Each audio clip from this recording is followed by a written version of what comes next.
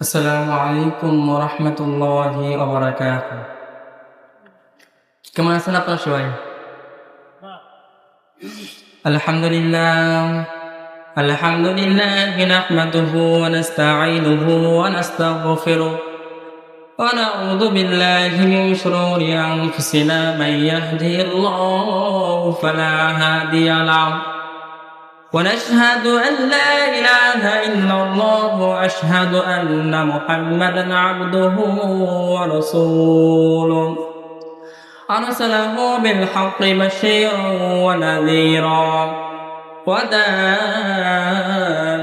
إلى الله بإذنه وسراجا منيرا فقد قال تعالى إن الله وملائكته يصلون على النبي يا أيها الذين آمنوا صلوا عليه وسلموا تسليما اللهم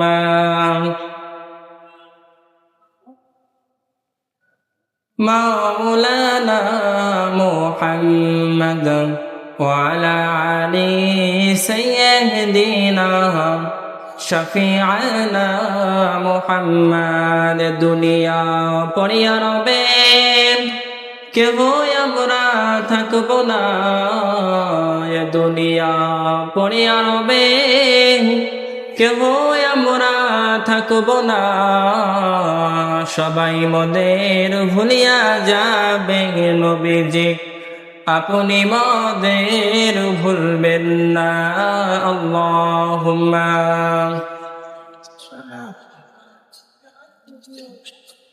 মাওলানা মুহাম্মদ ওয়া আলা আলি সাইয়্যিদিনা শফিআনা মুহাম্মদ ডানে মাটি বামে মাটি নিচে মাটি আছে গো উপর দিকে চাইয়া দেখো বাশের সৌনি দিছে গো দুরুদ আল্লাহুম্মা সাইয়্যিদিনা মাওলানা মুহাম্মদ ওয়া আলা আলি সাইয়্যিদিনা শফিআনা মুহাম্মদ।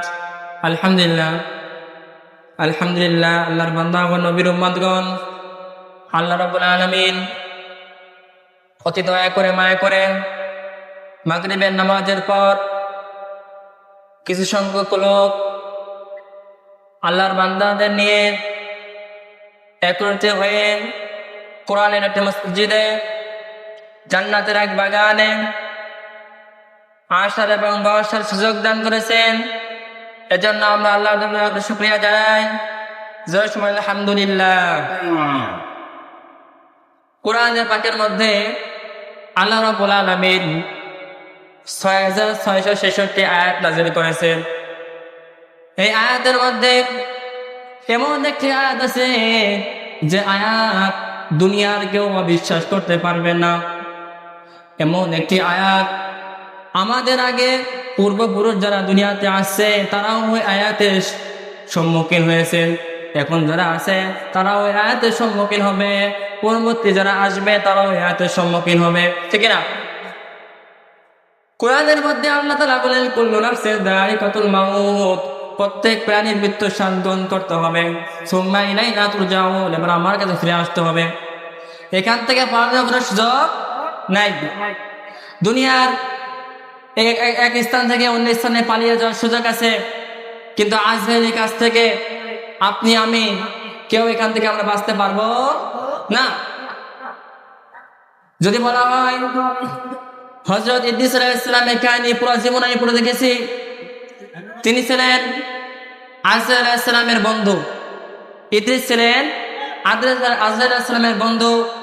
তার বন্ধুকে তিনি বললেন যে আমি মৃত্যু কেমন জিনিস আমি এটা দেখতে চাই, আমি মৃত্যুবরণ করতে চাই, আমার শখ করে মৃত্যুবরণ করার ইচ্ছা পোষণ হয়েছে। কে বলছেন? ইদ্রিস আলাইহিস সালাম বলছেন। তো আল্লাহকে বললেন, আল্লাহ, দুনিয়ার মানুষ মৃত্যুবরণ করে আমি দেখেছি, কিন্তু মৃত্যু কি জিনিস এটা আমি দেখতে চাই, আমি মৃত্যুবরণ করতে চাই। তিনি শখ করে আল্লাহকে সে কথা বললেন। আল্লাহ তাআলা আজরাইলকে, আজরাইল, আমার ইদ্রিস যা শখ করেছে তুমি তা পূরণ করো। আজরাইল আলাইহিস সালাম ইদ্রিস আলাইহিস সালামকে বললেন, আপনি জমিনে শুয়ে পড়েন। ইদ্রিস আলাইহিস সালাম জমিনে শুয়ে পড়লেন। জমিনে শুয়ে পড়ার পরে আজরাইল আলাইহিস সালাম তার জান কবজ করলেন, এবং জান কবজ করার আগে ইদ্রিস বলেছিলেন, আমাকে জান কবজ করার আগে আমার জান আবার ছেড়ে দেবা, আমি আবার জীবিত হতে চাই। কে বলছেন? ইদ্রিসের কথা বললেন। তো ইদ্রিস আলাইহিস সালাম যখন জান কবজ করা হলো এবং তাকে জান ছেড়ে দেওয়ার পর যখন জীবিত হলেন, আজরাইল আলাইহিস সালাম বললেন, হে ইদ্রিস, তুমি এই মৃত্যুবরণ করেছো, এই মৃত্যুবরণ করার পর তুমি কিরকম অনুভূতি পেয়েছো, কিরকম কষ্ট পেয়েছো? ইদ্রিস আলাইহিস সালাম বললেন, হাদিসের মধ্যে আছে, তিনি বলেন যে একটি ছাগলকে যদি, জীবিত ছাগল যদি চামড়া ছিঁড়ে তার গায়ে যদি লবণ লাগাই দেওয়া হয়, সে যেরকম যন্ত্রণা পাবে ঠিক ওরকম আমি যন্ত্রণা পেয়েছি মৃত্যুর সময়। শুধু তাই নয়, হাদিসের মধ্যে আছে, আল্লাহর উপরে যার স্থান, আমাদের নবী হযরত মুহাম্মদ সাল্লাল্লাহু আলাইহি সাল্লাম তার মৃত্যুর জীবন আমি পড়ে দেখেছি। তিনি যখন মৃত্যুবরণ করেন, হাদিসের মধ্যে আছে, যখন মৃত্যুর যন্ত্রণা যখন রাসূলের শুরু হয়ে গেছেন, তিনি ঘেমে যাচ্ছেন। আয়েশা, আমেনা দুইজনের রাসূলের ঘাম মুছে দিচ্ছেন, এই কোটে বেশি হয়ে গেছে, এরকম ঘাম মুছে দিচ্ছেন। তো কিছুক্ষণ পর রাসূল কারীম সাল্লাল্লাহু আলাইহি ওয়াসাল্লামের গেটের দরজায় নাড়া দিলেন। নাড়া দেওয়ার পরে আম্মা জান আয়েশা দৌড়ে যে গেট খুলে দেখলেন বিশাল একটি মানুষ দাঁড়িয়ে আছে, যার পা জমিনে মাথা আসমানে। আমেনা আয়েশা ভয়তে রাসূল কারীম সাল্লাল্লাহু আলাইহি ওয়াসাল্লামের কাছে আসলেন, এসে বলেন, আব্বা জান, আমি বাইরে এমন একটি লোক দেখে আসছি, জীবনে এরকম আমি লোক দেখি নাই, এরকম লোক আমি আমার জীবনে দেখি নাই। তার জমিনে আছে পা, আসমানে মাথা, ভয়ঙ্কর আকৃতি, আমি তার জীবনে দেখি নাই। রাসূল কারীম সাল্লাল্লাহু আলাইহি ওয়াসাল্লাম যখন এই কথা বললেন, রাসূল কারীম সাল্লাল্লাহু আলাইহি ওয়াসাল্লাম বললেন, এটা আর কেউ নাই, দুনিয়ার কেউ নাই, এটা হচ্ছে ফেরেশতা আজরাইল, তোমাকে এতিম বানানোর জন্য চলে আসছে, গেট খুলে দাও। আজরাইল আলাইহিস সালাম গেট খুলে দেওয়া হলো। আজরাইল ভিতরে আসলেন, রাসূল কারীম সাল্লাল্লাহু আলাইহি ওয়াসাল্লামের কাছে বললেন, রাসূল কারীম সাল্লাল্লাহু আলাইহি ওয়াসাল্লামকে বললেন, হে রাসূল, আপনার জন্য দুটো খবর আছে। এক নম্বর খবর হলো, আপনি যদি থাকতে চান তা আপনি থাকতে পারেন, আর আপনি যেতে চান আপনাকে নিয়ে যেতে পারবো। আপনি থাকতে চান তা আপনাকে রেখে যাচ্ছি, আপনি যেতে চান তা আপনাকে আমি নিয়ে যাব। রাসূল কারীম সাল্লাল্লাহু আলাইহি ওয়াসাল্লাম আজরাইলকে বললেন, আজরাইল, আমি থাকতে চাই, তুই কতদিন থাকতে পারবো? রাসূল কারীম সাল্লাল্লাহু আলাইহি ওয়াসাল্লামকে আজরাইল এই কথাই বলেছিলেন, আপনি যতদিন থাকতে চান ততদিন থাকতে পারবে, কিন্তু এরপর আপনাকে মরা লাগবে। রাসূল কারীম সাল্লাল্লাহু আলাইহি ওয়াসাল্লাম বললেন, আমাকে যখন মরতেই হবে এরপরে, তাহলে আমাকে এই স্বার্থপর দুনিয়ায় আমার থেকে কোনো লাভ নাই, তুমি আমাকে আল্লাহর কাছে নিয়ে চলো। রাসূল কারীম সাল্লাল্লাহু আলাইহি ওয়াসাল্লাম যখন বুকের উপর হাত রাখলেন, হাদিসের মধ্যে আসছে, আজরাইল, তুমি হাত সরিয়ে নাও, মনে হচ্ছে উট পা আমার বুকের উপর রাখছো, আমার এত কষ্ট হচ্ছে। রাসূল কারীম সাল্লাল্লাহু আলাইহি ওয়াসাল্লাম হাত সরিয়ে দিতে বললেন আজরাইলের। রাসূল কারীম সাল্লাল্লাহু আলাইহি ওয়াসাল্লাম এবার তাকে বললেন যে, আমার কি তোমার কষ্ট হচ্ছে, তুমি শত কষ্ট পারো, তুমি আমার বুকের উপর দাও, কিন্তু আমার গুনাহগার উম্মতের উপর তুমি এত কষ্ট দিবা না, ওদের কিছু বলবা না। রাসূল কারীম সাল্লাল্লাহু আলাইহি ওয়াসাল্লাম যখন এই কথা বললেন, আজরাইল বললেন, এই কথা আপনাকে আমি দিতে পারলাম না। আজরাইল বললেন, আমি এই কথা দিতে পারলাম না, তবে একটা কথা আপনাকে দিতে পারি, যদি আপনার কোনো মুকমত, আপনার যদি কোনো উম্মত 5 ওয়াক্ত নামাজ আদায় করে এবং 5 ওয়াক্ত নামাজের পর সূরা বাকারার 255 নম্বর আয়াত পড়ে, এবং আয়াতের মধ্যে আল্লাহ তাআলার 10টি ক্ষমতা আছে, এটা যদি প্র্যাকটিক্যাল ভাবে আদায় করে, তা আমি তার কোনো কষ্ট দেব না, কষ্ট দেব না। এই কথা কে বললেন? আজরাইল রাসূলের কাছে কথা দিলেন। তাহলে এই মৃত্যু থেকে বাঁচতে হলে, এই মৃত্যু থেকে কেউ বাঁচতে পারে নাই, যার টাকা পয়সা আছে সেও বাঁচতে পারে নাই, যে গরিব সেও বাঁচতে পারে নাই, দুনিয়ার আমাদের আগে যারা আছে তারাও বাঁচতে পারে নাই, এখন যারা আছে তারাও বাঁচতে পারবে না, ভবিষ্যৎ যারা আছে এখান থেকে বাঁচানোর কোনো সুযোগ নাই। কারণ আল্লাযী খালাকাল মাউতা ওয়াল হায়াতা লিয়াবলুয়াকুম আইয়ুকুম আহসানু আমালা ওয়া হুয়াল আজিজুল গফুর। আল্লাহু আকবার।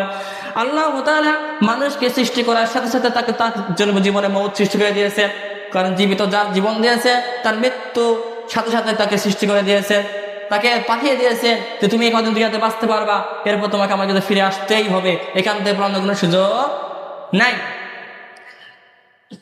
ঈসা আলাইহিস সালাম তার মজলিসের সময়, যেহেতু ঘটনা বেশি সময় নাই, ছোট্ট একটা ঘটনা বলবো। ঈসা আলাইহিস সালামের সময় তাকে বলা হলো, তার উম্মতেরা বললেন, হ্যাঁ ঈসা, যদি আপনি এই যে কবরস্থান দেখা যায়, এই কবরস্থান থেকে যদি একটি ব্যক্তিকে জীবিত করতে পারো, লা ইলাহা ইল্লাল্লাহ ইয়া মুসা রূহুল্লাহ, যদি সে ব্যক্তি সাক্ষ্য দেয় তাহলে আমি আপনার নবী হিসেবে মানবো। এই কথা কে বললেন? ঈসা আলাইহিস সালামের উম্মতেরা এই কথা বললেন। ঈসা আলাইহিস সালাম আমার কাছে বললেন, আল্লাহ আমার উম্মতের একটা চ্যালেঞ্জ ছড়িয়ে দিয়েছে, আমার তো এই ক্ষমতা নাই, এই ক্ষমতা আপনার আছে, আপনি আমাকে এইতে সাহায্য করুন, এই ব্যক্তিকে আমাকে জীবিত করার সুযোগ দিন। ঈসা আলাইহিস সালাম কেউ আল্লাহ তাআলা বললেন, তুমি যে কোনো একটা কবরকে আঙুল দিয়ে ইশারাকে বলো কুম বিইজনিল্লাহ, কুম বিইজনিল্লাহ বলো। ঈসা আলাইহিস সালাম যখন একটি কবরকে ইশারা করে বললেন কুম বিইজনিল্লাহ, তুমি আল্লাহর হুকুমে উঠে দাঁড়াও, কিছুক্ষণ পর দেখা গেল ওখান থেকে একটি ব্যক্তি উঠে দাঁড়ালেন। দাঁড়ানোর পরে তিনি বললেন আসসালামু আলাইকুম রাহমাতুল্লাহ, ঈসা আলাইহিস সালাম দিলেন। হাদিসের মধ্যে আছে ওই ব্যক্তি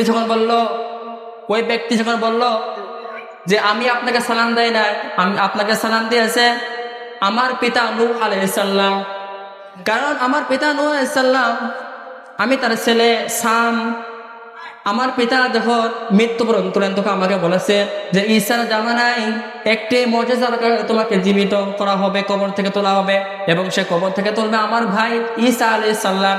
যখন আপনাকে জীবিত করা হবে তখন আমার পক্ষ থেকে সালাম দিবা। সামকে কথা বললেন তার পিতা। সাম উঠে ঈসা আলাইহিস সালাম দিলেন, এবং ঈসা আলাইহিস সালাম সামকে বললেন, সাম তোমার জীবনের দুটি অভিজ্ঞতা আমাকে প্রকাশ করো।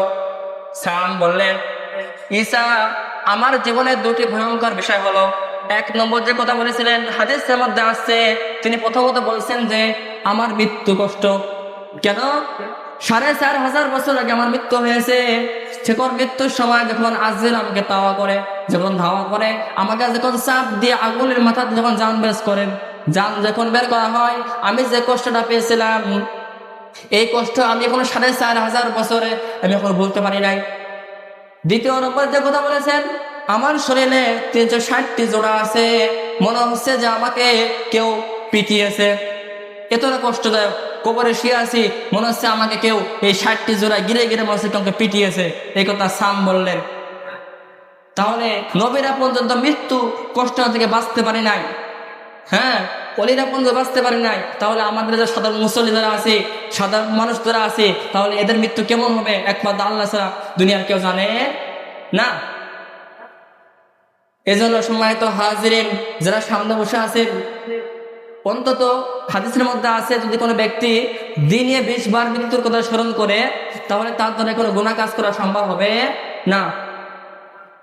আমরা মৃত্যুবরণ করবই, এখান থেকে পালানোর কোনো সুযোগ নাই, এবং মৃত্যুর পরে আমাদের জিন্দেগি শেষ নয়, এরপরে আখিরাত শুরু হবে, কবরে শুরু হবে।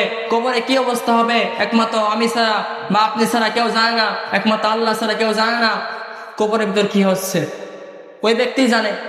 কেননা যে ব্যক্তি কবরে গেছে উনি জানে যে এক ওয়াক্ত নামাজ না পড়ার কি শাস্তি, উনি জানে, আর কেউ জানে না।